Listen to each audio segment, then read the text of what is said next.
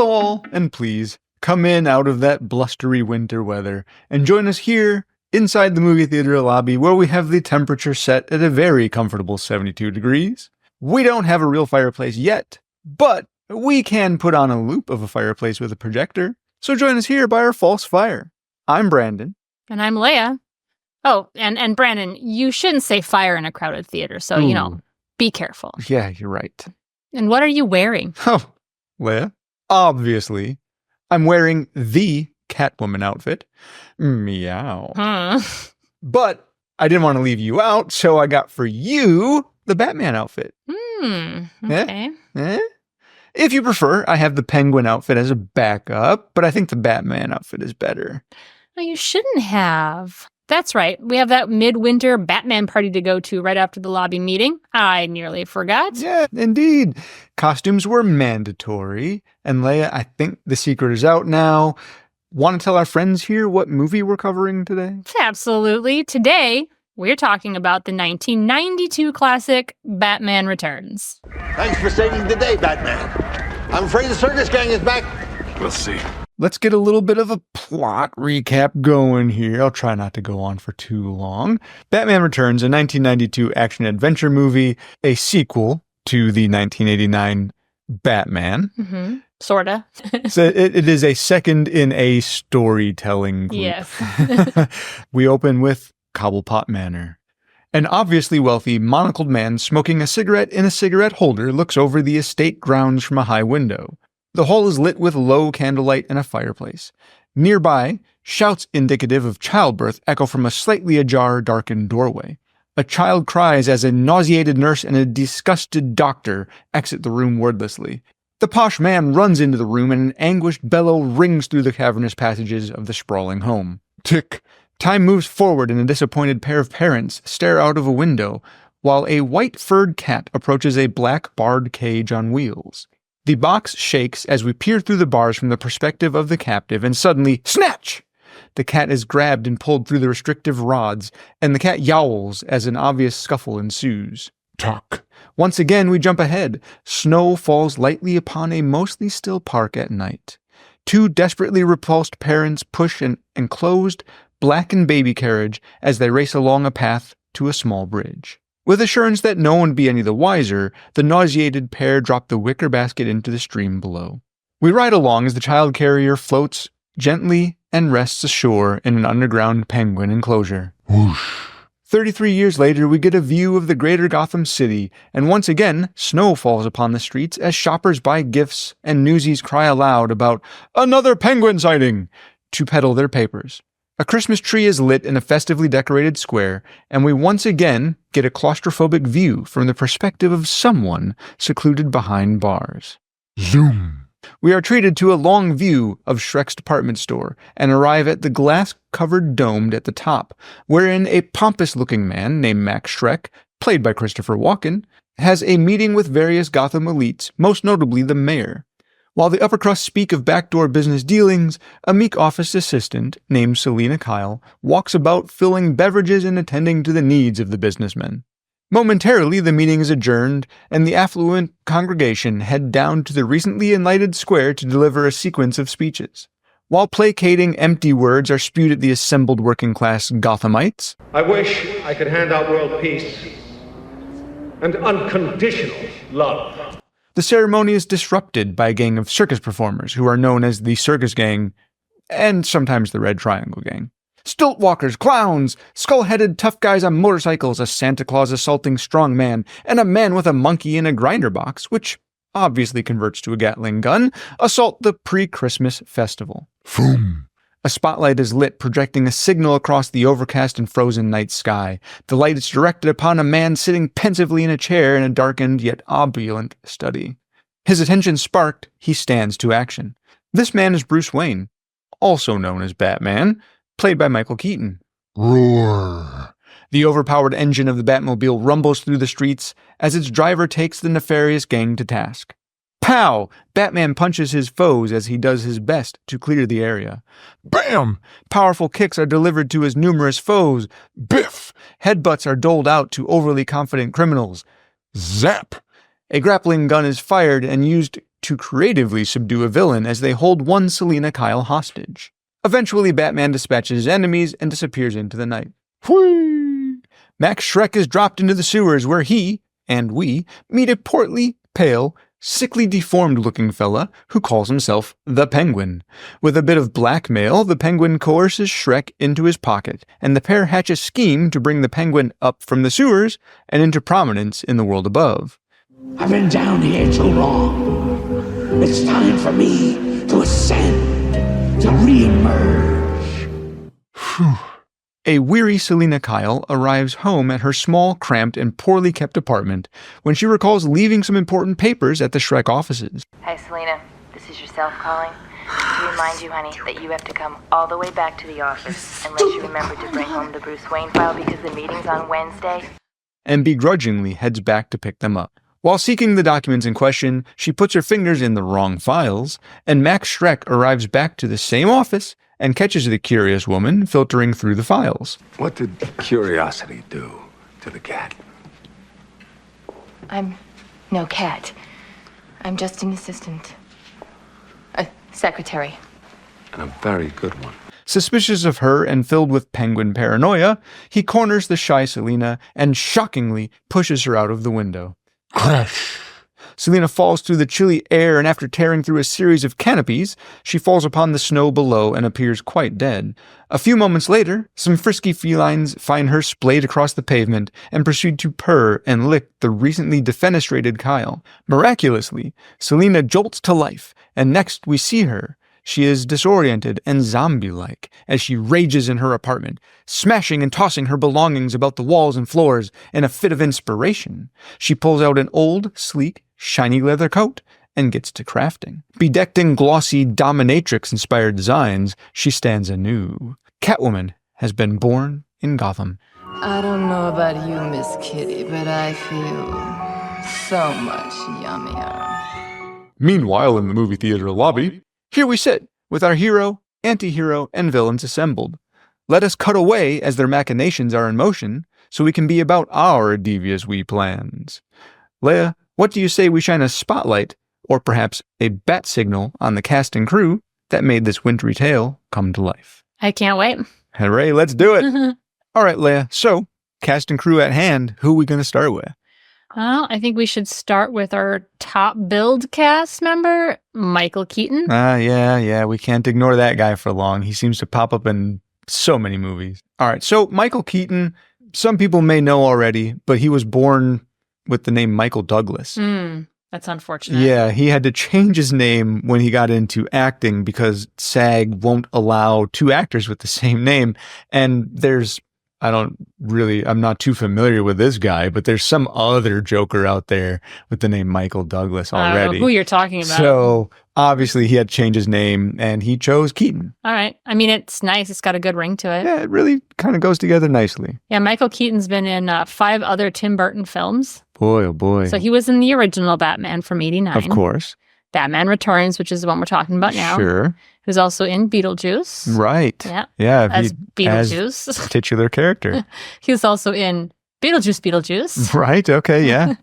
And then, of course, he's also in, or maybe not, of course, if you haven't heard of it, but he's in Spider-Man Once Upon a Time, The Superheroes, which was something that Burton was involved with. Okay. Yeah. I am unfamiliar with that. I am too. Bruce Wayne's kind of, I think, what he's most known for, like after the 90s. Right. Because not only did he play in 2 of the Batman films, but he also played Bruce Wayne in the 2023 The Flash. Right, yeah, reprised that old role. He also played Adrian Toomes in Morbius and in Spider-Man Homecoming. So he's got this legacy with comic book movies. Yeah, he was the Vulture. Of course, he's been in other things before that where, he got his fame, like Mr. Mom, Multiplicity, Jackie Brown, White Noise. He played the voice of Ken in Toy Story 3. And he's still acting. He's in a movie that came out this year called Goodrich. He's also supposed to be in an upcoming film that was canceled, but Batgirl was supposed to come out. Who's supposed to reprise his role as Batman. Whole that one. DC relaunch kind of thing. Yeah,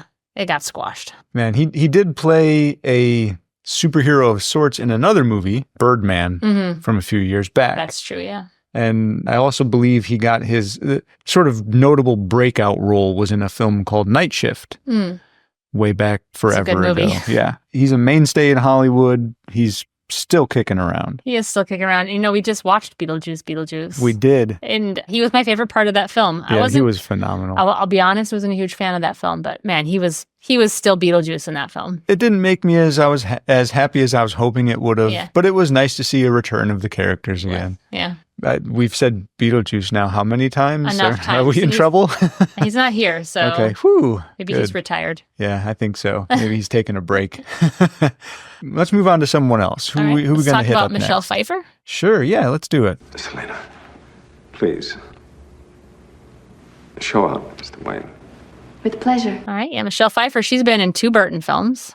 Okay. So she's in Batman Returns as the Catwoman. Of course. She's also in a movie with Johnny Depp called Dark Shadows from 2013. Oh, yeah, a little vampire action. She went to school to be a court reporter, but obviously that didn't work out, and she's now an actor instead, so good for her. She's a good actor. She is phenomenal. She was in Scarface, Dangerous Minds, Coolio's music video, Gangster's video. Paradise. Oh, that's right. Hairspray, Grease 2. She actually sings in Grease 2. She does. Her own voice. She's Grease 2. actually a very good singer. She is. She was in Mother.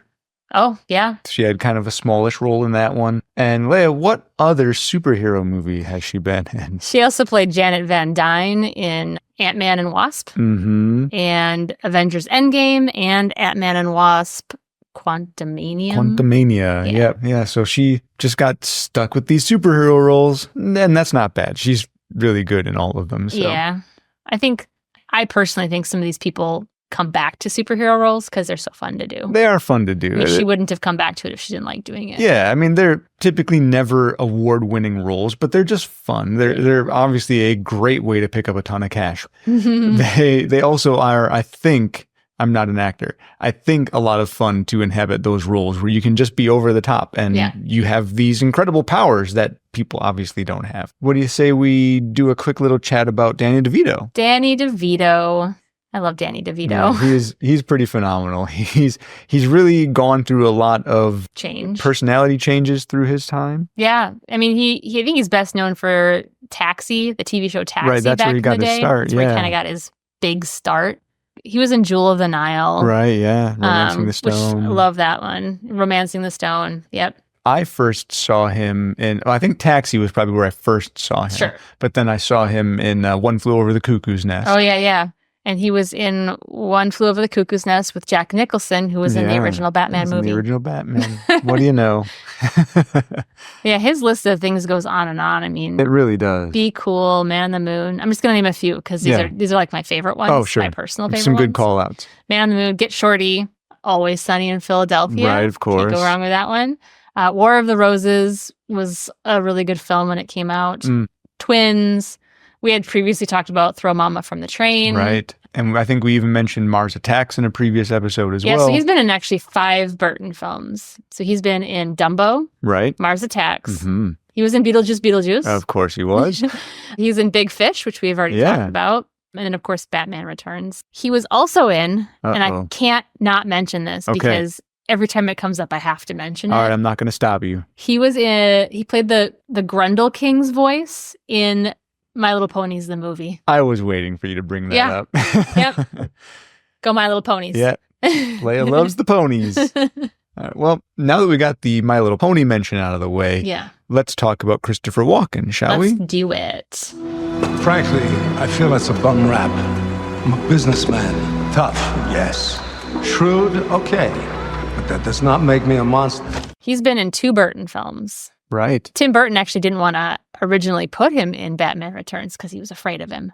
Really? He was scared of him. I mean, Christopher Walken is intimidating. He's intense. But I don't think he means to be. I think he just happens to be. He does. I mean, he wasn't scared of him for very long. Right, of He course. ended up also putting him in his movie Sleepy Hollow. So Truth. Didn't last long. He won an Oscar for his role in The Deer Hunter. Oh, really? From long ago, yeah. Another really good film, well worth the check out.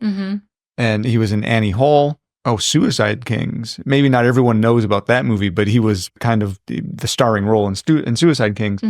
A small role, but very notable in Pulp Fiction. Yeah, I had that written here too. I was like, he's been in Pulp Fiction. It was a little one, but same with Wayne's World too. Mm-hmm. Oh yeah, that's right. That one. Yeah. He was in a movie called, I forget how it's pronounced now, but Jiggly? Geely. Yeah. Yeah, I just had to mention that because it's so ridiculous. Oh that boy, movie. does everybody love Geely. I don't even know how to pronounce it. Yeah, no, that's okay. It can be kind of ignored. He's getting up there, but he's still in things today. I mean, he's in the Outlaw TV series. He plays Frank Sheldon. Yeah, and that's still going. Still keeping himself busy, and that's great. And I think he was in Dune Part 2. But yeah, he was. Yeah, so that's all I kind of wanted to touch on with Christopher Walken. Yeah, I know for a fact he'll come up in other movies we cover, so we'll just kind of let him rest right there. Yeah. We'll come back to him We'll need more cowbell at some point. So. Yes, we will. And he will have it. I did also want to mention a little bit about Michael Goff. Okay. He's an old-timey actor. Sure. He's been acting for a very long time. I mean, his first film was in 1946. Ooh, that a boy. So a very long time. He is one of the only actors to be in all 4 Batman films. Batman, Batman Returns, Batman Forever, and Batman and Robin. Oh, right, yeah. He's the only one that kept going. Yep, so he was in there. And Pat Hingle is also another actor that's in all 4. Okay. He's also been in other Tim Burton movies. He was in Sleepy Hollow, Corpse Bride, and Alice in Wonderland. So Tim Burton likes to bring a lot of characters back, I've noticed. Yeah, it's something a lot of that the same actors. Feels comfortable doing. Yeah. Which is really great because you kind of know what you're going to be expecting when you see a Tim Burton film. Yeah, a lot of other directors, Scorsese does it, Tarantino. Firefly director. Joss Whedon. Joss Whedon does it a lot. Yeah, oh yeah. They find people that they like, and I think they know how they're going to play particular roles. Mm-hmm. They've already got it in mind. They already know who they're going to have. Michael Goff is also in Adventures of Young Indiana Jones, and I don't know if you ever saw that series. Yeah, dude, I remember. It's from 1996, so it's a way back. Yeah. But I loved that series when it came out. It was a fun little series. It was really fun, and if you haven't watched it, I don't know how well it's holding up, but it was good at the time. I was like, 16? Yeah, I think so. And was that, I think, River Phoenix? Yeah, it was. Indy. It was so good. Yeah. He was also in 7 episodes of the old Doctor Who series that ran from 68 to 83. Yeah, I could see that. 66 to 83. Doctor Who series was sort of the Marvel universe of British television because it caught the Marvel universe and the NCIS and the Law and Order because so many actors just had to pass through that series because it was ran for so long. Mm-hmm. Yeah, that one will come up a lot. He's still acting even though he's dead. Oh, that a boy. I wish I could do that. They brought his voice back for the 2024 Doctor Who, The Toy Maker TV miniseries. Okay. So, he's still going strong, even though he passed away back in, I don't know, like 99 or something. It was a long time ago. Let's check in with him again in 2050. Yeah. And we'll see how he's doing. Right. Were there any other actors you wanted to mention? I was just going to re-mention Tim Burton. Okay. We covered him already with Big Fish, so I don't think we need to go into big detail on that one. But obviously he was involved with the first Batman movie from 89, Nightmare Before Christmas, Beetlejuice. Guy doesn't like to do sequels, though, so we can't really Right. technically call this a sequel, even though there is very brief mention of Vicky Vale from the last one. Yeah, she's and really the only tie. Yeah. Security? Who let Vicky Vale into the Batcave? I'm sitting there working and I turn around. There she is. Oh, hi, Vic. Come on in. I mean, Bruce Wayne comes over. Yeah, Bruce Wayne, Alfred. Alfred comes over. Yeah. It's not a sequel. It's not a direct sequel. Yeah, I don't think he would say it was. Yeah, it is a second in the series, but it's not a direct sequel. Yeah, I think the only one I think is a direct sequel now is Beetlejuice, right? That's, I think, the only direct sequel he's ever done, yeah. And that was how many years ago? Way forever long. Right. I have 2 other characters I want to mention very briefly. I want to mention Gregory Scott Cummings. Okay. Played a penguin acrobat henchman, so he didn't have a very big part. But he also plays Mac's dad in Always Sunny in Philadelphia. Oh, no kidding. Yep. And he played a character called the Big Ugly in Buffy the Vampire Slayer. Interesting. I don't know him by name, but as you mentioned, him you know being who the characters are, yeah. Mac's dad in Always Sunny, yeah, absolutely. So he was in the Batman Returns movie as well. Yeah, that's cool. And he got onto Always Sunny because he knows Danny DeVito. Danny DeVito. I also wanted to just briefly mention Vincent Schiavelli. Okay, we'll allow it. He later co-starred with Danny DeVito in Man on the Moon, which starred Jim Carrey, who also portrayed the Riddler in Batman Forever. Yeah. So there's like a little, so little loopy-loop there. They also co-starred in Death to Smoochie with Robin Williams. And he was actually considered to as the Riddler before Carey was cast. Oh, my. In Batman Forever. And previously, Chevelle and Danny DeVito worked together with Jack Nicholson in One Flew Over the Cuckoo's Nest. So all comes back together. He unfortunately died when he was fairly young. Yeah, that's too bad. He and Danny DeVito are pretty good friends. Yeah, for a long time. They did a lot of stuff together. If you go back from One Flew Over the Cuckoo's Nest, that's a long-lasting friendship or relationship there. All right, now, have we wrapped up our cast and crew to satisfaction? All I have, yeah. Okay. I don't think we need to go into a ton of detail on its acclaim, but let's just mention a few little bits. Maybe let's start with Leia's legs segment.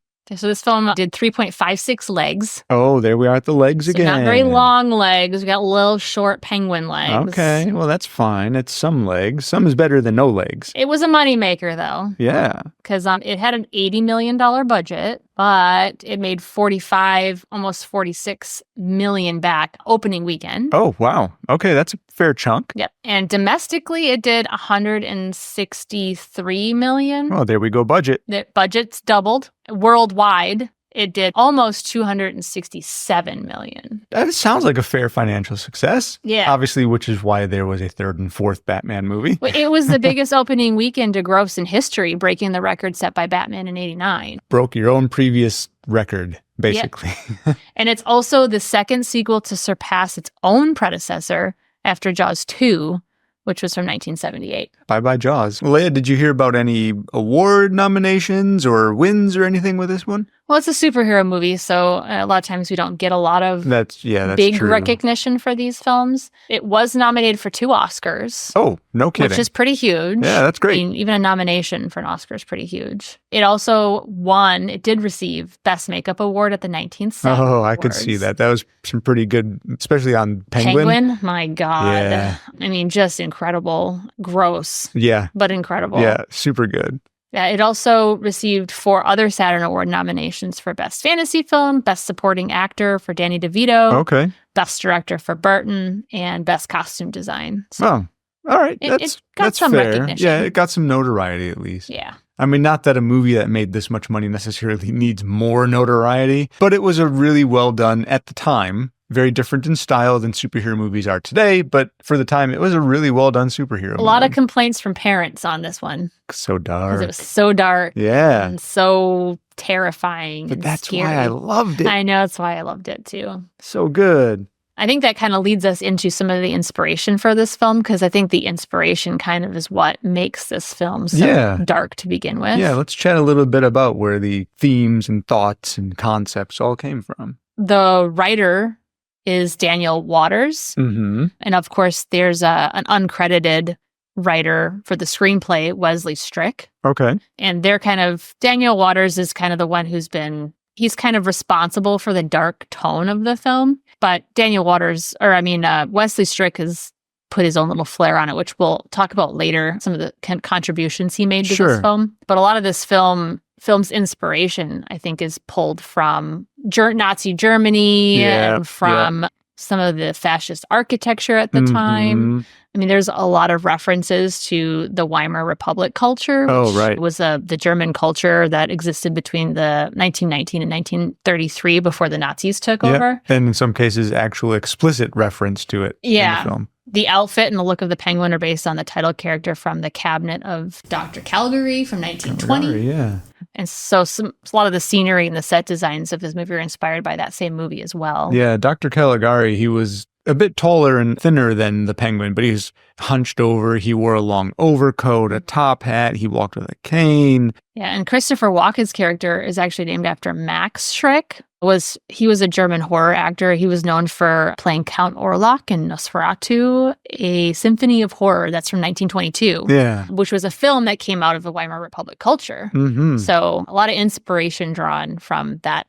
That culture. Yeah, and you could see from kind of like you had mentioned before, the architecture is very large. And you wouldn't be able to, I don't think you and I as laymen would be able to look at it and go, oh, that's from a specific, that's fascist architecture. Right, yeah. I wouldn't be able to say that, but it is from fascist architecture. There's large asymmetric pointed designs. Mm-hmm. There were some Russian architectures that they've taken, World's Fair architecture, and some German expressionism, like dark, bizarre style designs. Yeah. kind of was the influence for Gotham City's look in the film. To kind of bounce off of the Max Shreck idea there, the Max Shreck character actually was made explicitly for this movie. There's no Max Shreck in the Batman comic books, unless you talk about the Batman Returns comic book adaptations. But in the Batman proper comic book and in the whole run of that Batman universe, there is no Max Shreck made explicitly for this. He had 4th top billing, and he's the only character out of all 4 of the top billed characters that doesn't have any like material. Like you don't have posters of him or because it's the bat, the cat, and the penguin. Yep. But there's no promotionals of him, even though he was the 4th top billing of all 3. That's true, or all 4 of them. Interesting. But yet he was integral to the plot. He was very integral. I'd read initially it was supposed to be Harvey Dent. Oh yeah, was supposed to be in the spot of Max Shreck, but Tim Burton felt there was already too many major Batman characters. You had Batman, you had Alfred, of course, you had Penguin, Catwoman. He felt like putting Harvey Dent in there would have been just too much. You need a character still to play that role, but make him somebody who has no Batman consequences. Mm-hmm. Yeah, there's a little bit of like a circus theme that goes on in this film. Mm-hmm. And Tim Burton had cited Alan Moore's The Killing Joke from 1988 as one of his all-time favorite Batman comics. Yeah, super good story. It's a really good one, yeah. And in this story, in the story of the Killing Joke, the Joker employs a group of sideshow performers to do like all of his evil stuff. And in the scene in Batman, Shreck awakens in that area that the Penguin has. Underground penguin habitat. Yeah, in a cage, and there's circus performers all over, and it was kind of a nod to a scene that's in that comic. Yeah, they really did find a lot of really solid inspiration to bring into this movie, for sure. Yeah, the Red Triangle Gang was actually an original creation. It wasn't from anything in particular. Right. But it was inspired from that. If you're going to pull a good Batman reference from somewhere, get it from The Killing Joke. It's such an awesome Batman story. Yeah. Yeah. So aside from like some of the inspiration, Yeah. this film also has a lot of new and old things that it brought to the world. Right. Yeah. So it ended some traditions and it started some traditions. Yeah. Which I thought was interesting because I didn't realize that Batman was like the start of some things. Right. Yeah. For example, it's the first film made in Dolby Digital. Oh, really? Yeah. Then it was it was known as Dolby SRD, but I think they called it Dolby Digital. I'm sure they probably updated it a little bit. Yeah. But it was the very first film to come out in Dolby Digital in theaters. So fantastic sound. Yep. It is also the first film of the live-action Batman films to use computer-generated visual effects. Oh, I could see that, yeah. So, like, I think there's a shield that pops up on the Batmobile, and he has that remote control batarang that, hits them all in the face, and the camera follows it, you know? That's all computer-generated visual effects that have never been in a Batman film before. All right, bring in some new technology, new techniques. This is the first Batman adaptation to use the real names of Penguin and Catwoman. Oh, was it? Yep. So we know that they are, Oswald Cobblepot and Selina Kyle, but we didn't. It's the first adaptation that had their real names in it. I suppose in the Batman TV series, it was always just the Penguin. Catwoman. Speaking of the original TV series, though, Burgess Meredith, who played Penguin in the TV series, he almost made an appearance in this movie. He did, but who played him instead? So instead, we got Paul Reubens. Yeah. Because he was going to take on the role of the Penguin's dad, right? Uh-huh. And instead we got Pee Wee Herman himself. I mean, Paul Reubens was in Burton's Pee Wee Herman. Yep. He also voiced Locke in The Nightmare Before Christmas. Oh, wow. So he's been in a couple of Burtons. Burton likes to collect children and hold them close. Man. Yep. Once you're in the Burton family, you're stuck. This was actually one of the last major Hollywood films to be done, quote unquote, the old-fashioned way. So, like, using indoor sound stages. Miniatures, old vestiges of, like, old high school, old school Hollywood filmmaking. Yeah. High school. Yeah, high school. Really stepping up style in the high school game. But, yeah, you can definitely tell as you're watching this film, you can see that the sets, everything, it does look like sound stages. Mm-hmm. It took up, like, 50% of the Warner Brothers slot or something like that. Warner Brothers must have had a lot of confidence in this film because to devote that much of your real estate to shooting one film is insane. Yeah. But I suppose when you do hold the record with the first Batman movie of largest opening weekend, you're pretty well assured a hit with the second one. So this was also the first time that different weapons were introduced. Batman's weapons were introduced while he was fighting the Red Triangle Gang. Okay. So one of those was the grappling gun. That was invented specifically for Batman in 1989, so the first one. Okay. And then it made numerous appearances. It made, of course, in Batman Returns, it came back. But since then, it's made numerous appearances in the comic book. Oh, yeah, it's all over in the comic books now. But it wasn't before these movies came out. Yeah, I think he used to use like just a grappling hook that he would throw.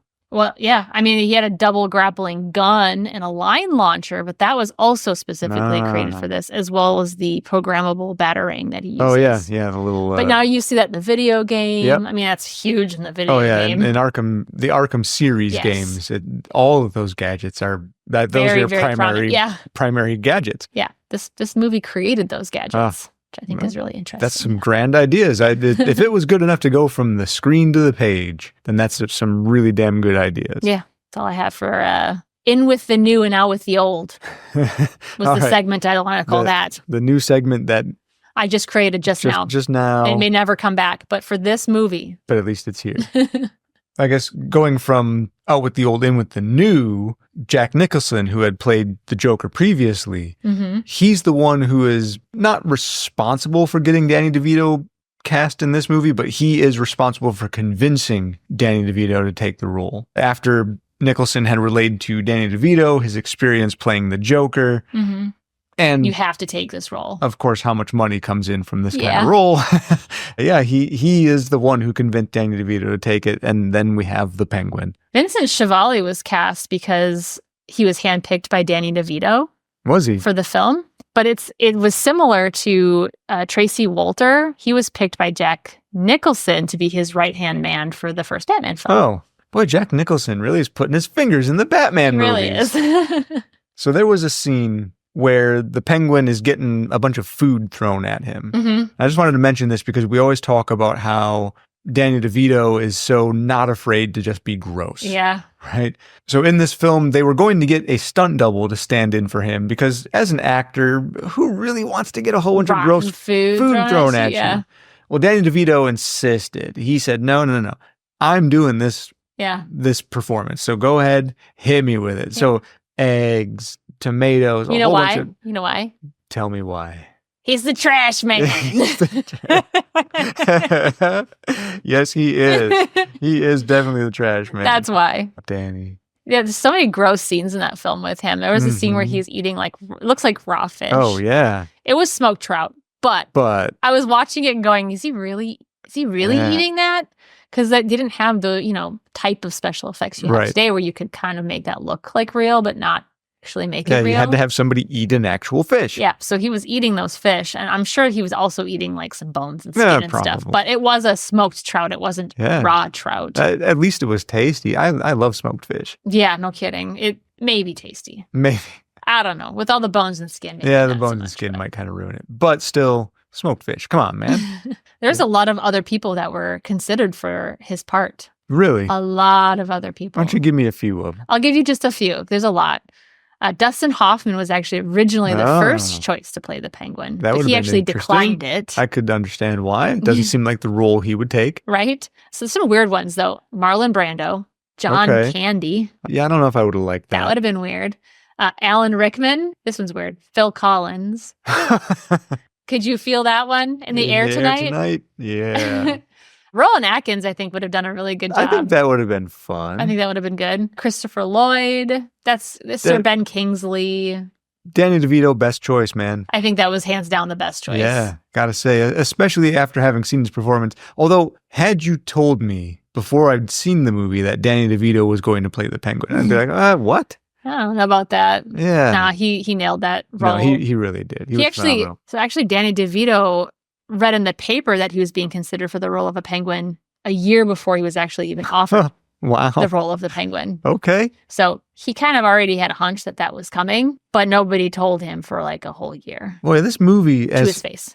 As hard as they tried to prevent leaks in this movie, so many things leaked out. They tried so hard to make sure nobody would get photos Yeah, he of wouldn't Danny even let his DeVito in family the see. Yeah, he couldn't even describe it to his family. Yeah.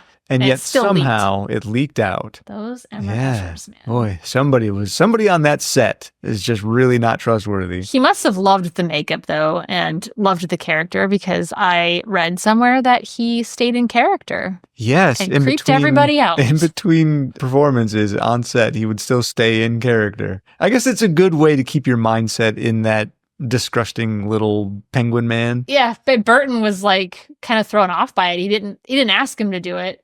So looking at It's Always Sunny in Philadelphia, do you think he ever left character? I think he dug deep and pulled Yeah. that character out if he hadn't. I think he's stuck. Yeah. Somebody go let Danny DeVito out of the penguin. Right? You're stuck, man. So I know David Lynch is one of your favorite. I do like David Lynch's movies for sure. One of your favorite directors, Yeah. writers. So there's a scene where he cries out, I am not a human being! I am an animal! and it's kind of a nod to David Lynch's The Elephant Man, where he exclaims, I'm not an animal, I'm a human being. Yeah, so, flip it on its head sort of situation. Flip it on its there. head sort of situation. But I only mentioned it because it's David Lynch. Yeah, of course. It was a nod to David Lynch. Yeah, I love David Lynch's stuff. He's got some weird ideas as a human being, but his movies, I absolutely love them. Yeah, Danny DeVito also, you were talking about his makeup. Mm-hmm. They decided to go with a more avian look Yeah. to his makeup. Yeah, they really did give him that. When you look at his face in makeup, it does look very avian-ish. Very avian. And then they gave him a curvature of the spine, syndactyly. Oh, which is yeah. Where the fingers. the fingers kind of look almost avian-like. Yeah, that's an actual thing people can get. Where Yes, your it fingers is an are actual fused medical together. condition. Yep. Yeah. So that's the first time that the penguin's really been shown that deformed, Yeah. that kind of grotesque. Subsequently, though, comic book artists such as Tim Sale have taken that and drawn in him as a deformed character in some of the subsequent Batman series. Yeah, in the history of the Penguin before this, he's always been depicted as just sort of a short, fat, pointy nose, pompous. relatively well-to-do Yeah. a gangster. He was the head Monopoly. of a gang ops. Yeah, kind of like rich Uncle Pennybags. Right, yeah. Yeah, he was just the head of a gangster organization. Mm-hmm.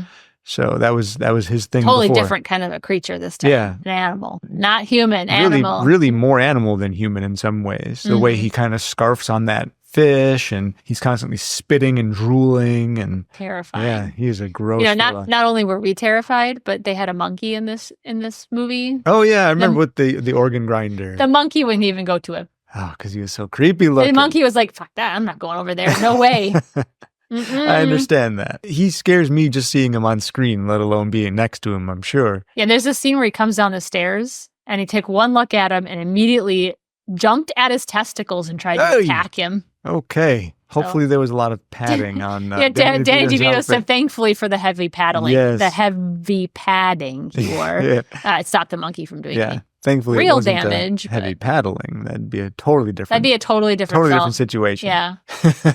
Another sort of weird kind of creepy thing that, well, this time it wasn't actually Danny DeVito. Catwoman and Penguin are in Penguin's new loft, and there's a bird in a cage. At one point, Catwoman takes a bird from a cage and puts it in her mouth. There were bird puppets available to be used for that sequence, but Michelle Pfeiffer thought it looked too fake. So she genuinely put the live bird in her mouth. I think that's so great, though, because it looked so it did. good. It did. And the whole time I'm watching it, expecting it's a puppet in my head as an audience viewer. It's gotta be. Why would you put a real bird in your mouth? Ew. I could only wonder, like, she looked super uncomfortable the whole time. And I was like, she's really selling the discomfort. But it's because it was a live friggin' bird in her mouth. But it looked so good. Michelle Pfeiffer has said that she never wants to see that outfit again. What do you think is because she was vacuum sealed into it? Or the descriptions of how uncomfortable. Sounds terrible. I am Catwoman. Hear me roar. Like you said, they had to vacuum seal her into it. When it was initially made, they didn't have a way for her to use the bathroom, so it was a process to get it off. The lights, I'm sure, were hot, causing her to sweat. She had to have baby powder put all over her in order to get into the outfit. Yeah, they asked her if she ever wore it to, role play with her husband. Ooh. She's like, if I ever have to see that cat suit again, I swear to God. Yeah. Never. Some trauma, I think, has sunk into her. Meow. She even said that the mask sort of smashed her face and it sort of cut her vocal cord. Well, not cut, but like choked her vocal cords a bit. She couldn't hear very well. Yeah. In it. The heels on that thing. Yeah. Those could not have been comfortable. Well, I think there's a stunt double that had heels and they were retractable. Oh. So she could do stunts. Yeah, that makes sense. But, she didn't have those. She didn't have those. She had the very rigid, solid. But the stunt double did, yeah. Yeah. So she actually went through 60 cat suits during that 6-month shoot. Guess how much each cat suit cost? Okay, I'm not an apparel kind of guy, so I don't know the cost of things. Think about a costume, though, like a really upscale costume. A lot of really upscale costumes, I would say a couple $100s, right? $1,000 Each? each. So she went through 60 of those. There's your budget. That's part That's of your what budget. happened. That's part of your budget.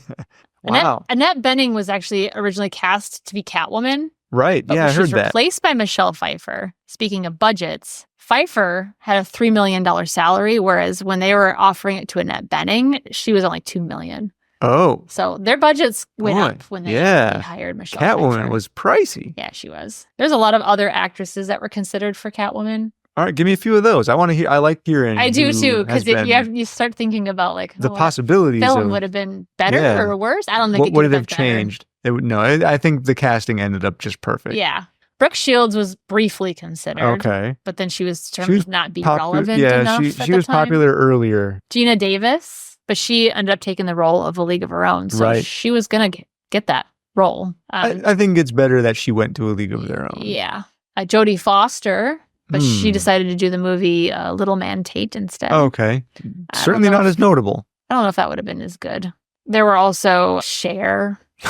Okay. I think Nicole Kidman would have done a good job. Nicole Kidman would have done well. Madonna. Mm-hmm. She actually says she regrets not taking the role. I could see that. I could see her doing this role. She probably could have done it. Demi Moore would have probably done a really good job. She was briefly considered. Meryl Streep, Sigourney Weaver, Reba McEntire, and Melanie Griffith. Yeah. I think they picked a good one. I think they did too. I think Madonna would have been a really good second choice. Nicole Kidman probably a good third, but the only person I think who really would have pulled it off as well as Michelle Pfeiffer would have been Madonna. Yeah. When she had her role in the Dick Tracy movie as Breathless Mahoney, it's not exactly the same at all, but very bombshelly and very pin-uppy. Stuck in a very skin-tight dress. Yeah. So she would have been at least prepared for this outing in 60 different suits. So Kim Basinger was actually rumored to be cast as Catwoman when the role of Vicky Vale went to Sean Young. Okay. So then Sean Young was replaced by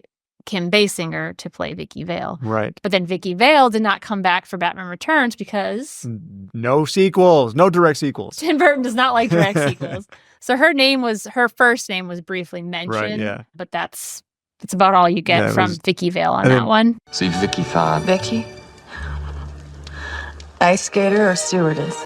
Michelle Pfeiffer was actually considered for the role of Vicky Vale before, too. So maybe her name just stayed on the list somewhere. Maybe. And they're like, well, we didn't use her the first time around. How about we get her in here in the second one? I think she really wanted to play Catwoman, though. She has a kind of affinity for Catwoman. Yeah. She's always loved Catwoman. She spent a lot of time practicing whip use. There's that scene where she's walking through Max Shreck's department store and she's whipping those mannequins. So I actually watched the YouTube video of that. There's a YouTube video that shows a different angle where she does it in one take. That's what I heard. Yeah. That's awesome. And then everybody was like, oh my God, at the end. They all nice cheering her on and she's all smiling and so proud of herself. She apparently had recently rediscovered, and I mean recently because she put a video on TikTok or one of the more recent social medias. Sure.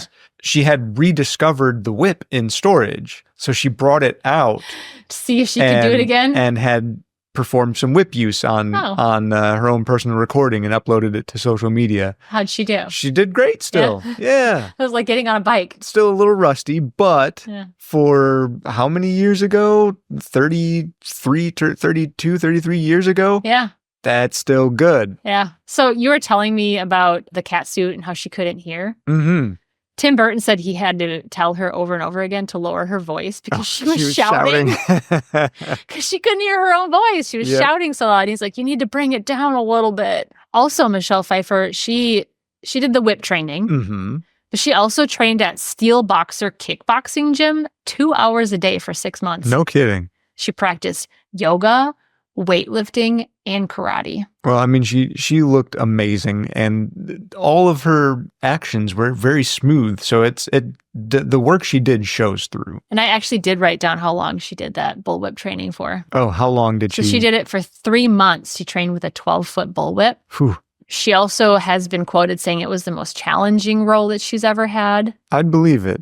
And a lot of critics, I think, thought it was probably one of her most iconic roles. Oh, it and is, I agree. for sure. I agree. When someone mentions to me Michelle Pfeiffer, typically I'm thinking of Catwoman and Batman. She was so popular that people were stealing the posters off of the buses that had her on it. I'd heard about that. Yeah. And now if you can find one, they're worth a lot of money. A lot of money. Yeah, Warner Brothers had to keep replacing those. Yeah, because people were stealing them. So the marketing budget went up.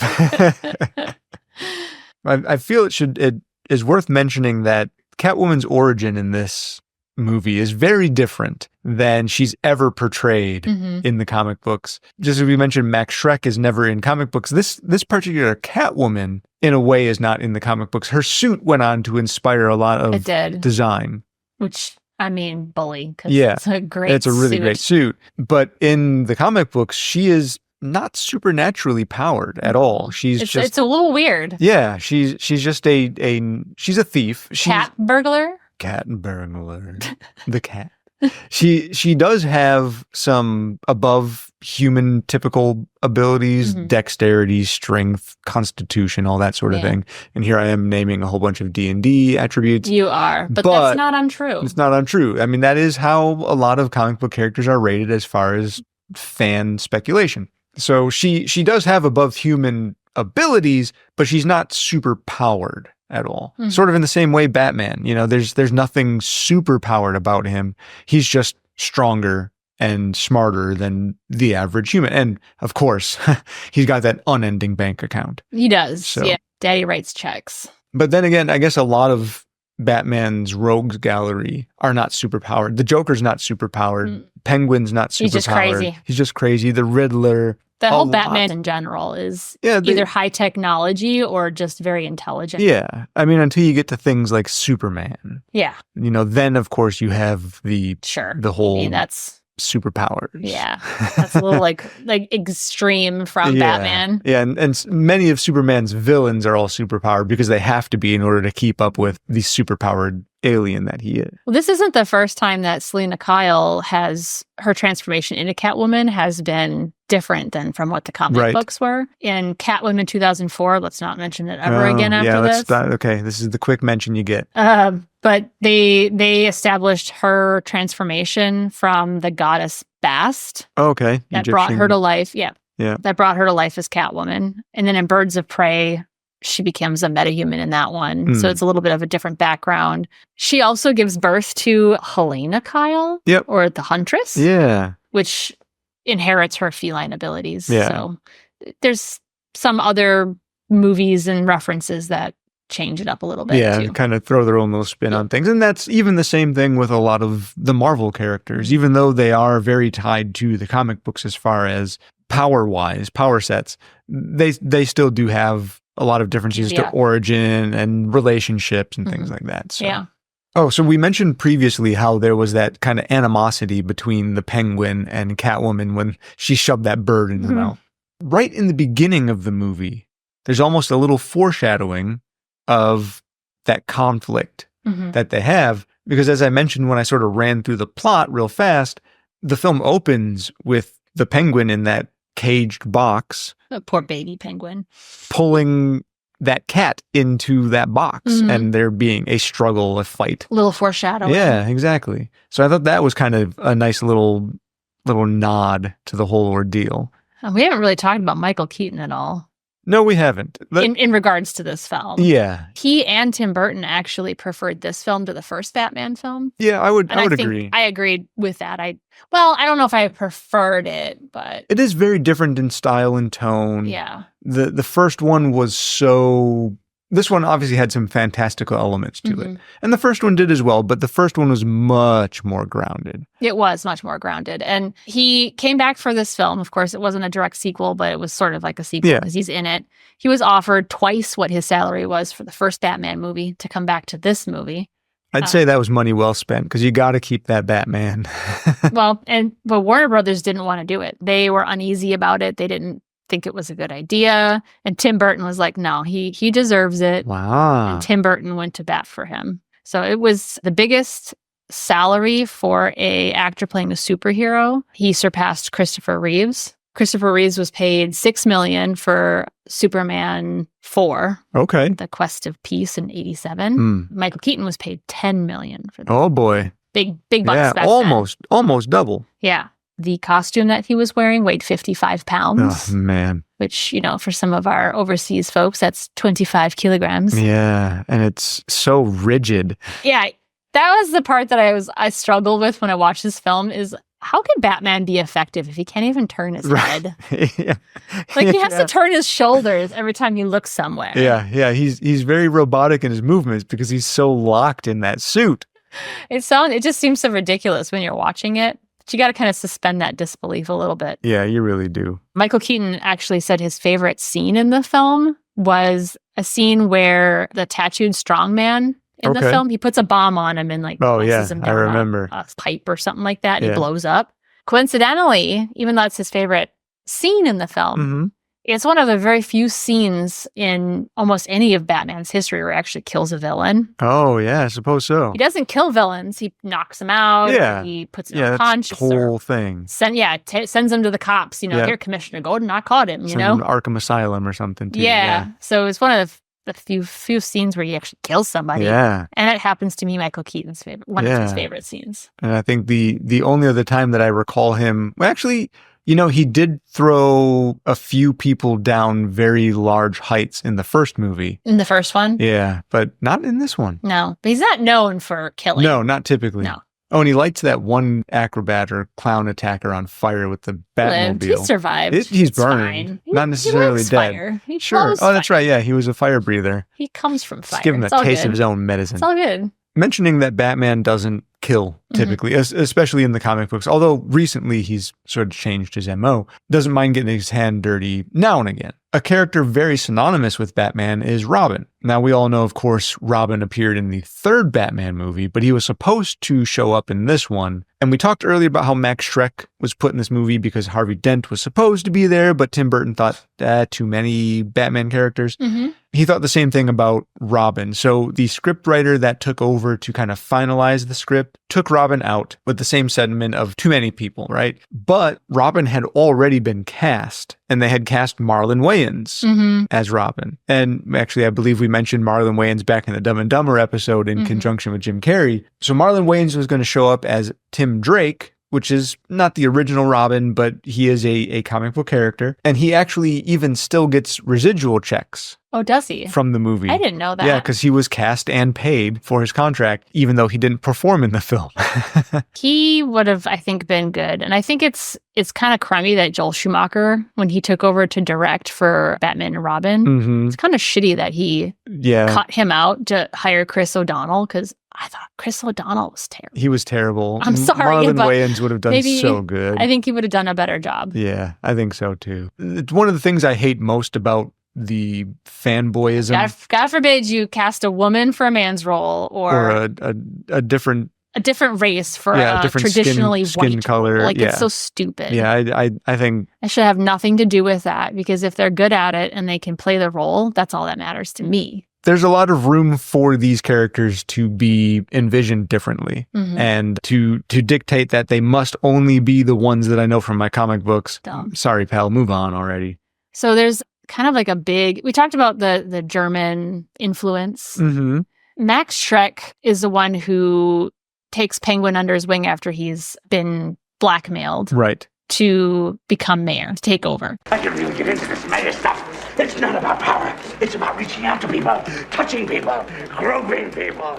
And they kind of go through these different election strategies. And there was a couple of them that come directly from not just German, right, but also from other war type related things. They kind of visit those kind of things. Yeah. One of the suggestions he made is that they create their own version of the Gulf of Tonkin incident. Oh. And this references an event that led to the escalation of the U.S.'s involvement in the Vietnam War. Okay, yeah. And basically it was a cry wolf type of situation, and then the U.S. came in, and that's how we started this. Yeah, that's and how we got involved in the whole debacle. Yep, and it turned out it was a fake call just to get this all to happen. He also suggested they make a Reichstag fire. Reichstag fire. And Reichstag is like the German parliament building back in the 30s, 20s, 30s, 40s. It was burned down due to arson, and the Nazi leadership exploited that fire to persuade President Paul von Hindenburg at the time that the communists were planning a violent uprising to sabotage Germany's national renewal. Mm-hmm. The Nazis claimed then that the emergency legislation was needed to prevent this. So then the Reichstag fire decree was written for the protection of the people and state, which abolished a number of the constitutional protections, which gave way to Nazi dictatorship. Mm-hmm. So I know it's a lot of information, but it really pulls a lot of these underlying concepts of how wars start and how like people get taken over by these dictators. Yeah. And it's deeper than you expect for a Batman film. Oh, it really is. And it mirrors a lot even today how, without needing to put names out there, certain politicians like to simply lie and create fear and panic. Yeah. To engender people to their... and to create their own legislation. Yeah. And they're slowly, some political leaders are slowly interjecting these like little microaggressions. Little you changes. Almost wanna, Yeah. It's kind of scary. Yeah. Daniel Waters didn't take any like specific inspiration for creating the character for Max Shreck. I mean, he did. Right, yeah. But not like a specific person. Yeah, not one. He didn't draw inspiration from one person, but a kind of a amalgamation. But a lot of people compare him to another character. I'm not going to say his name because we all know who we're talking about. Right, yeah. But he actually said he was happy to see that people draw the comparison. Put that comparison together, yeah. Because it is a striking comparison. Oh, it is, really. It's crazy. Yeah, it really is. So there was a scene when we were watching the movie where Selena Kyle's glasses, she's wearing these like glasses and it's like a shadow. Mm-hmm. I remember when we were watching it, you're like, ooh, foreshadowing? Is that foreshadowing I see? And I was like, oh yeah, I can totally see that. It was foreshadowing. When I was watching it, it felt so odd that it was so dark. When a film is being produced, everything is meticulously looked at. Yeah. Shadows, lighting, you everything. want to reduce those. And it was so prominent. That it was not possible to have been an accident. I don't know if I actually said it, but she's wearing a pair of glasses and there's a shadow and it looks like cat eyes. Or like a cat eye mask like she wore in the original series. The Batman movie or TV series, yeah. Yeah. So, and you'd just like, you're like, whoa. And I was like, I never noticed that before, but you're right. It was very subtle. I mean, if you weren't looking for it, I suppose, you probably wouldn't have noticed. But the shadowing and the focusing on it was so deliberate. Yeah. It had to have been. Very good catch. Oh, thank you. Yeah. I don't often catch a lot of things, but that one instance. So Tim Burton likes to have like he likes to put himself in his films. Mm-hmm. Little things. Yeah, hey, how do you do? He was in this one. Was he? But his face wasn't, just his voice. Okay. But there's a scene where she's in her apartment. She's listening to all of her voice. There's voice messages. Voice messages on the answering machine. Yeah, his voice is one of the voice messages on the answering machine. Selena, about that Christmas getaway we planned? I'll be going alone. Dr. Shaw says I need to be my own person and not an appendage. Yeah, he does sneak into all of his He likes movies, to sneak in. Yeah, it's one of his little calling cards to sneak in those. I think even in Big Fish we mentioned how he was one of the clowns. He was one of the clowns, very briefly. I feel there's a need to mention a few other actors real quick. I know we left our casting crew, but there's some very prominent actors that I think need to be addressed here, and I want to get them out of the way before we completely forget penguins. There were a lot of penguins. There were, yeah. They were a big part of this film. The producers insisted on using king penguins. The only place that they could track down some captive tamed king penguins was from a bird sanctuary in England. But they arranged for the animals to be flown to the States in a refrigerated cargo hold. And when they were on set, they were given their their Star own treatment. Yeah, they had, I'm sure, probably even better star treatment than the actors had given. So they had their own refrigerated trailer. They had a swimming pool. They had a half ton of fresh ice delivered daily. They had fresh fish delivered from the docks. They had their own personal bodyguards. The whole set. Was the experience traumatic for the penguins? No, it wasn't. Because at the end of production, you could tell they were so well cared for that a few of the penguins had actually mated and produced eggs. Wow. So that's saying something. There's a lot of zoos that can't even get that to happen. This was a very heavily animal-centric film. A lot of animals on set. And I'm sure a lot of it had to do with the fact that the film centralizes around this animal, these animal characters, the bat, penguin and the cat, and the bat. penguin, yeah. But there's a monkey, Yeah. there's a dog, there's Couple all those snakes. penguins, couple snakes. I think there's a horse at the beginning that like rears up, like there's like a police mounted horse possibly, that rears yeah. up. There's a lot of animals in this film. Yeah, the Bats. Bats. Oh yeah, obviously bats. Yeah. So because of the penguins being there, all the sets with penguins appearing on them had to be set to a temperature of 35 Fahrenheit. I'm sure Danny DeVito wasn't complaining. Probably not. In 1.6 degrees Celsius approximate for anybody who needs to know that. Because the sets were so cold for the penguins, they were obviously very cold for some, like the snakes especially, but the cats and all that. So all of those animals had gotten their own individual warming areas when they were not being used on set. Star treatment, so, man. boy, the animals got treated well.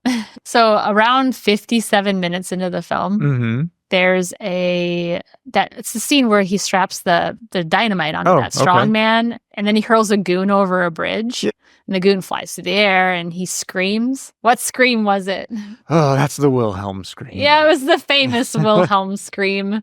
I love when that comes up in these films. It shows up so often. I personally dislike the Wilhelm I love scream. it. Lots of people love it. I've never liked the sound of it. I feel like Tim Burton just did it because he could. I think a lot of people do. It's a Hollywood tradition. Yeah, right? Exactly.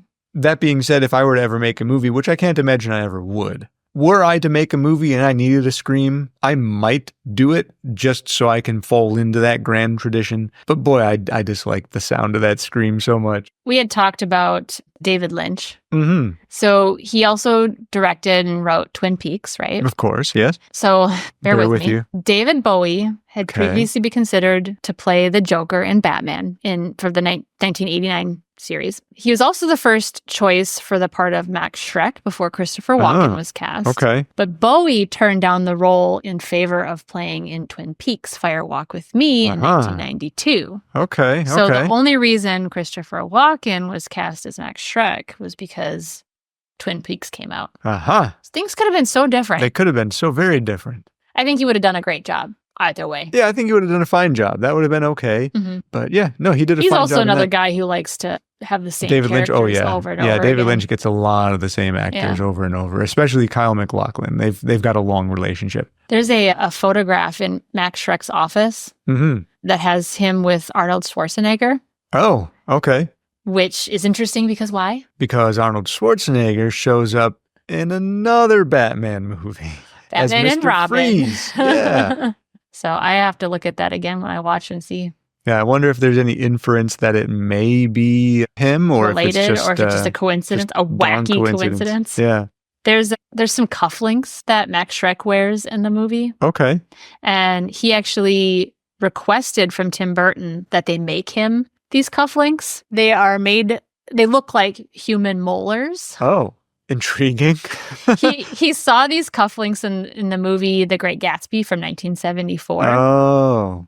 In which an unsavory friend of the title character who was involved in the 1919 World Series Black Sox scandal sported a pair of these cufflinks. Okay, sure. And he really clung to it and requested that Tim Burton make him those. And I didn't notice them in the film, but now I feel like I want to go back and watch it so I can see his cufflinks made out of human molars. Boy, what a disgusting show of human grandiosity. Right? To be like, I am so wealthy that I will have someone's teeth as my Probably teeth you knocked out yourself. cufflinks. You got anything else? So film has so much. There is so much. We could probably talk for another hour or so even, but I think we're probably pretty good where we're at. Mm-hmm.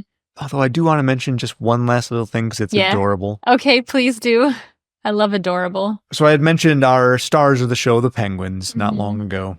So Stan Winston and his crew were responsible for all of the animatronics and most of the special effects. They had made a whole bunch of robotic and mechanical penguins, because obviously you couldn't always have live penguins doing exactly what you want them to do. They're not that trained. But one day at the end of shooting, when Stan Winston and his crew were collecting all of the mechanical penguins to be put away, he found a live penguin snuggled up and sleeping with one of the mechanical penguins. Aw, wait. So penguin. cute.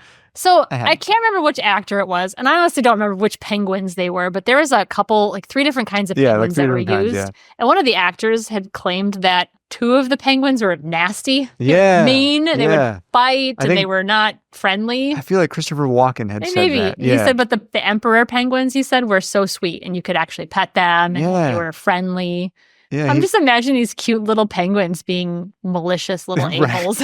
I've heard penguins are pretty nasty. Are they really? Oh, yeah. I've heard that they're so cute. Brutal. I think I remember reading that he said they would like kind of nuzzle into you like you're petting them like you would a cat. Mm-hmm. So I thought that was maybe they awesome. got to be brutal. They live with orcas. A lot of really seals. A lot of creatures that I would not want to be on the mouth end of. Right.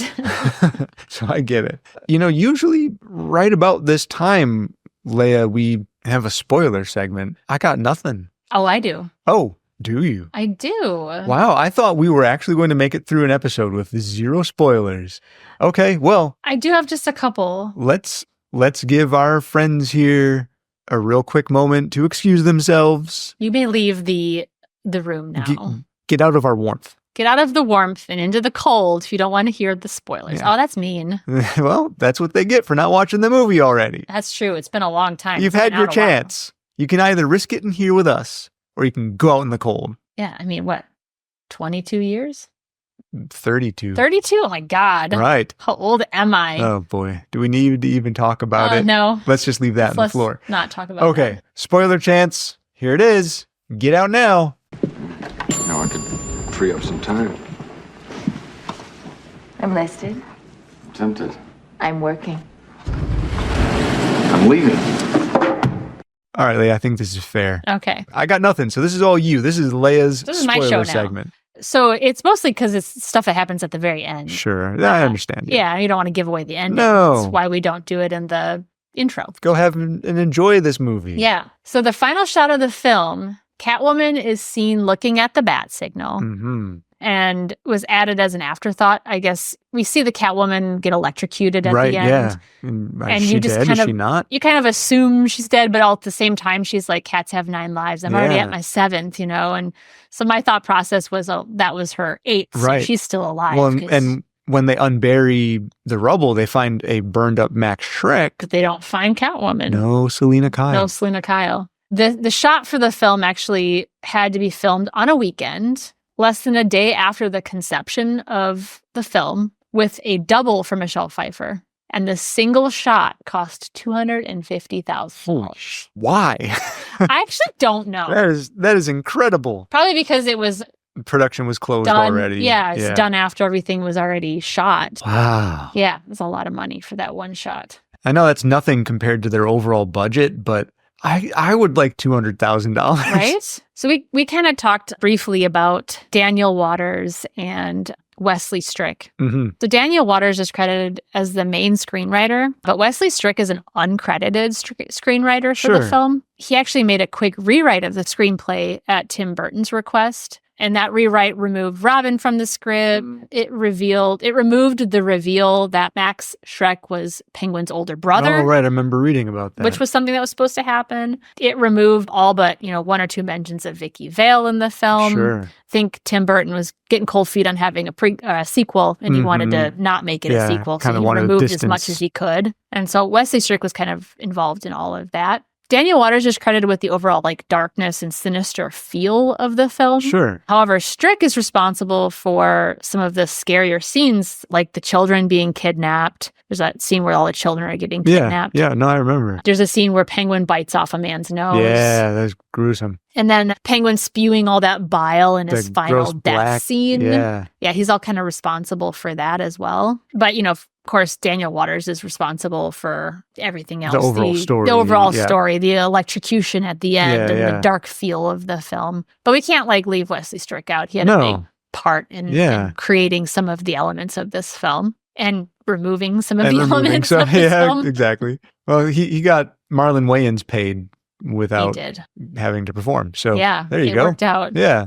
Free check. Daniel Waters was brought in by Tim Burton. He previously wrote the film Heathers. Okay, yeah. Which I don't think I ever seen that one, or if I did, it was passing. Yeah, it was a fine movie. But Tim Burton used Sam Hamm's original screenplay for Batman. Okay. But he didn't like it, which is why he brought Daniel Waters in. And Daniel Waters actually, the original concept was Penguin and Catwoman were going after hidden treasure. Sure. Oh, wow. Okay. Yeah. Adventure film. Adventure. But Tim Burton wasn't satisfied with that. Yeah, so that's when he brought Daniel Waters in. Daniel Waters is the one who actually came up with the concept of an evil business mogul backing a bid for the mayor's office as Penguin. So that changed the whole concept of the film. So another early concept was to have Penguin gets pulled into the water by these people dressed in costumes at the end of the movie. Mm-hmm. But the other idea was to have these really large penguins, and they were going to be called the Elders, which is kind of like an H.P. Lovecraftian idea. And all of Penguin's minions, their circus groups, were going to be like worshiping them like gods and stuff like that. It was a really early concept. That's a very different feel. Yeah. And they obviously didn't use that or didn't use all the elements of that. But I thought, man, that would have been something Brandon would have liked. I would have really liked that idea. Yeah. I think that I am in love with the idea of cosmic elder beings and things like that. The horrors and machinations and appearance of which are far beyond anyone's comprehension. Just coming into contact with them in Lovecraftian lore would drive you insane, right? Yeah. So I think that would have been such a fun little twist. Man, I really would have liked that. It would have been a weird but fun twist. Yeah. So there's also a lot of comic book connections, and I'm not going to go into any of them, but I am going to post them on our website later. Sure. Okay. So if anybody's interested in seeing how some of these concepts were either brought into the comic book world or how the comic book world created some of these concepts, I'll put those in our website as well. No, that's great. That's perfect. A great place for it, because we are getting a little bit toward the end of our day here. Yeah. But I do, as you're mentioning comic book connections, I do want to give one person a quick call out. Bob Kane, creator of Batman. Actually wrote quite a bit about him. Did you? I did, because I thought it was important. He was still alive. Yeah. Kind of during the creation of this. So while he didn't write it, he was the creation of the characters, and he was quite a contributor to the film. He's responsible for also creating Catwoman and Penguin as well. He had actually stated that Val Kilmer was his favorite Batman. Really? Which I don't agree with personally. I don't agree with, but hey. But I have to respect the fact that the creator of Batman thought that was the case. Yeah. Of course, this was before his death in 1998, so I don't know what he would have thought of some of the subsequent ones. Yeah. But previous to that, Val Kilmer was his favorite one. All right. He's also directly responsible for casting Jack Nicholson as the Joker. Oh, no kidding. He was the one who suggested him in the first place. Huh. So I thought that was pretty interesting. Yeah, even Jack Nicholson is one I would not have cast as the Joker. He did so good. But he did so phenomenal. And he stole the show. That's really a really out-of-the-box thought for Bob Kane to have as suggesting Jack Nicholson. That's cool. But I don't know, maybe if One Flew the Cuckoo's Nest or one Flew Over the Cuckoo's Nest. Thank you. It's a title. Yeah, maybe that was part of it. I don't know. Yeah, maybe. He was kind of crazy in that one. Yeah. I had read also, and this is just a small little trivia that was put in there real quick, and then we'll wrap it up. Okay. But he came up with the name for Bruce Wayne from Scottish history's Robert the Bruce. Okay. And Revolutionary War General Anthony Wayne, the Mad General Anthony Wayne. So that's how he came up with the... Interesting. Weird, but I thought it was interesting. Yeah, it's an odd combo, but that's cool. I get it. You got to come up with these things from somewhere, right? Yeah, you got to find inspiration wherever. A lot of the early comic book writers would use, as ways to keep the names in their head, they would use alliteration. So like Bruce Banner and Peter Parker, so if naming a character after two prominent war figures keeps it in your head. That's great. Yeah, right? All right, maybe we should invite everybody back in. Yeah, they've been out in the cold for long enough. You guys can come back in. You missed some things. You missed some You things. missed some good stuff, but go ahead and you can come back in. Warm yourselves up a little bit as we get everyone done and then shove you back out into the cold. So I think we've covered enough today. We've kind of went on for a while. We probably could go longer, but we do have... Brandon! What? Huh? Speak of the devil. Yeah? Tell me something, friend. You ever danced with the devil in the pale moonlight? Oh, you sly. Okay, yeah. All right, what are you doing here? I know. That's from the Joker in Batman from 1989. Right, but I'm dying to say it, and you got to say meow. I did? Kind of wanted to say that one. No, I think that's really good. I wanted to say this one. One of my favorite lines. Just had to say it. Yeah, good for you. Anyway, there. Yeah. No, okay, yep. The Batman party hosts have turned on the bat signal. Uh-huh. We gotta go. Yeah, we do. I don't want to leave, but I think we have to if we want to be on time. Yeah. And I am a stickler for being on time. You are. So you're right. We must away. As much as we're going to leave all of you out in the cold, don't leave us out in the cold, dear listeners. Check in with us on social media, themovietheaterlobby.com and themovietheaterlobby@gmail.com if you want to email us. Also find the show on Facebook at The Movie Theater Lobby or on Instagram and now on Blue Sky at The Movie Lobby. And if you really want to, take a chance and find me on Facebook as Brandon McLeavy and on Instagram as BrandJNRP. Leah, please tell our friends how to find you. You can find me, Leah McLeavy, at LM Nerd Room on all of the previously mentioned socials and at lmnerdroom@gmail.com. All right, B, let's get going, huh? We got places to be. Indeed, we do. Once again, thank you to all of our listeners for your time and attention. And thank you for standing outside for those of you who wanted to avoid spoilers. And as always, thank you, Leia. Thank you, Brandon. Bye-bye. Bye. Don't hurt us, lady. Our take-home's less than $300. You're overpaid. Hit the road.